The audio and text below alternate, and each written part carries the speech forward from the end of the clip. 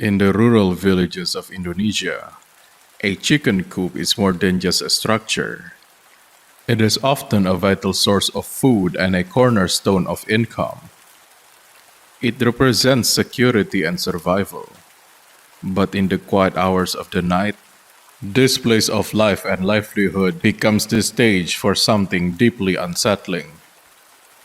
Farmers report a figure, silent, shrouded in white, standing motionless amongst the roost. It doesn't move like a living thing. It simply is. A presence that shouldn't be there. A form that belongs in the silence of the graveyard, not the quiet of the homestead. It is a trespasser from the realm of the dead. A silent watcher that has strayed from its sacred ground and into the very heart of the home. This is the mystery they dare not name aloud after dark. The mystery of the Pocong in the coop. To understand this mystery, first you must know the Pocong. In Indonesian tradition, it is not a monster, but a trapped soul. It is the spirit of the deceased, bound within its burial shroud for 40 days before it can move into the afterlife. Its form, a body-shaped sack, tied at the head and the feet, a symbol of this transition. Typically, a pocong is a creature of the cemetery. It is most often seen at night, especially during the hours believed to be the thinnest between our world and the next. It is said to rise when its burial rites were improper, or when it still has a powerful, unresolved attachment to the world of the living, a regret, a task left undone, or a promise unkept. This is why its appearance in a place of clucking chickens and scattered feed is such a profound puzzle. The people who live with this phenomenon have their own explanations. While some see it as a guardian spirit that scares away thieves, the most compelling theory is not one of protection, but of attraction. On many farms, the chicken coop is not a small den, but a sizable enclosed field with a central shed, housing dozens, even sometimes hundreds of birds. The scale is key. Such a place, especially if not well kept, becomes a concentrated zone of potent energy. With so many lives in one place, the cycle of life, suffering, and decay is a constant.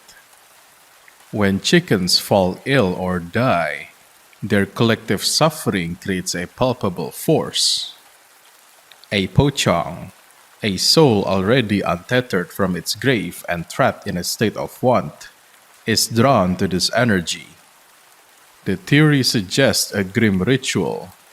Witnesses who have observed this behavior describe the pocong not as standing guard, but as a hunter tracking its prey within the large enclosure. It moves erratically through the field and the shed, seemingly sensing the flickering life force of a dying animal. When it finds one, its movements becomes agitated. It may hop repeatedly on the spot, a macabre pantomime of excitement over the imminent death. Then, it becomes still, standing or even sometimes hovering over the exact location of the suffering creature. In that stillness, it is believed to be feeding, not with teeth or claws, but by slowly drawing out the last warmth, the final whispers of life essence from its victim. It may not be guarding the coop. It may be grazing in a field of decay, drawn to the suffering like a moth to a dying flame.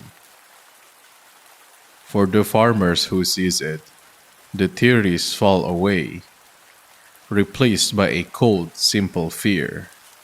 Witnesses often describe a spirit that is detached, hopping or gliding silently along the coop's perimeter, as if it's on patrol. It shows no awareness of the living, But this indifference can turn to danger. It is believed that while the Pocong does not seek out people, it can become violent if it feels threatened, or if it's clearly seen by someone who is alone and vulnerable. The reason is rooted in its nature. It is a confused and trapped soul. Sudden awareness of a living person might startle it into a panicked reaction, or the isolation of the witness might make them a target for its unresolved earthly attachments. The encounter is not a meeting, but a dangerous crossing of paths. And should it turn its attention to you, its movements becomes a thing of nightmares. Though it appears bound by its shroud, its hops are not constrained by the laws of nature. It can cover the length of a field in a single silent leap, seemingly to vanish from one spot and then reappear in another almost instantly. It does not run. It simply closes the distance with a terrifying unnatural speed, its bound form flickering through the darkness as it gives chase.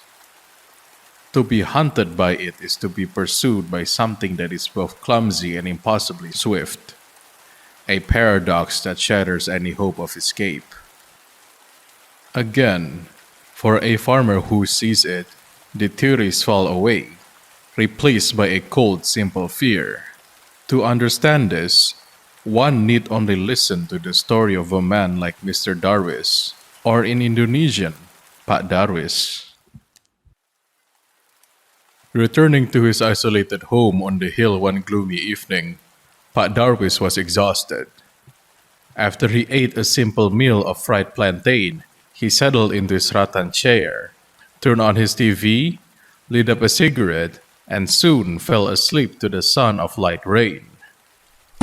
It was a different sound that woke him up deep in the night. A slow, heavy thump, thump, coming from behind his house. Drawn by a curiosity he couldn't explain, he moved quietly towards his chicken coop, groaning and muttering to himself, complaining and wondering who or what is bothering him at this hour. Peering through a crack in the wooden wall, he saw it. A tall figure, utterly shrouded in wet, dirty white cloth, standing over a dying, twitching chicken. It was hunched and perfectly still, but seemed to be trembling faintly, drawing something invisible from the dying animal to itself. A wave of primal fear washed over him. He jerked back, accidentally slipping, his hand slamming against the coop's door, securing his footing on the slippery ground. The bang echoed in the silent night. Through the slats, in the darkness, he saw the figure had gone rigid. Its shrouded head already turned. It was no longer looking at the chicken. It was looking directly at him. Terror seized him. He scrambled to his feet and ran, his heart hammering against his ribs. His house was only meters away, a sanctuary. The frantic thumping pursued him, each impact louder, closer, shaking the very ground. He didn't dare look back. His entire world narrowed into the side of his front door. With a final desperate lunge, he reached for the handle. But then, silence. A single deafening thump shook the air directly in front of him. The shrouded figure now stood perfectly still, is blocking the doorway. Its presence a solid, a final wall between him and salvation. It was the last thing Pak Darwis ever saw. Stories like that of Pak Darwis are not forgotten. They are kept alive in the hushed conversations of rural villages, and they all point to the same terrifying truth. What makes this spirit so deeply unsettling is that it is a thing out of place. It has strayed from the sacred silence of the graveyard, crossing into the world of the living. Its presence is a tear in the natural order, a walking reminder that the peace of the dead is not always permanent. This is not a spirit of the deep jungle or mist-shrouded peaks. It is a creature of the everyday, sometimes seen leaning against a tool shed, standing in rain-soaked rice paddies, or hunting a working chicken coop. These are the spaces of life and labor, not of legends. That is why the belief holds such power. The Pocong is not a myth from a storybook. It is a truth passed down from elder to child, a fear confirmed by the nervous glances of neighbors who speak of a white shape in the corner of a field. It is a folklore written not in ink, but in the collective memory of those who live with the land and with its unseen inhabitants. And while these stories are told with absolute conviction, some see a deeper, more practical purpose woven into the legend. Could the tale of the Pocong be in part a story designed to enforce caution and community? A warning that encourages farmers to be more responsible in caring for their livestock, as a sick or dying bird left unattended can cause a chain reaction of disease that infects the entire flock, rendering the meat unsafe for consumption and destroying a family's livelihood. It also serves as a powerful deterrent from people wandering alone after dark, when the cover of night hides genuine dangers, not just spectral ones, but very earthly threats like thieves, venomous snakes, or a slippery road leading to a very unfortunate pit, lying unseen on poorly lit dark paths.